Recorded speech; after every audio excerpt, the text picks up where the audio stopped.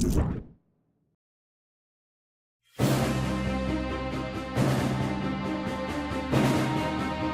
phone may not be as sleek or stylish, but the black and green styling also isn't all that surprising given the fact that it's a gaming phone. The phone looks pretty rugged and unusual. On the back of the phone, you will find green highlights and the phone's logo, as well as a dual-sensor camera at the top. The phone comes with a 5.99-inch touchscreen display with a resolution of 1080 pixels by 2160 pixels. Xiaomi Black Shark is powered by 2.8 GHz octa-core Qualcomm Snapdragon 845 processor, and it comes with 6 of 8 GB of RAM.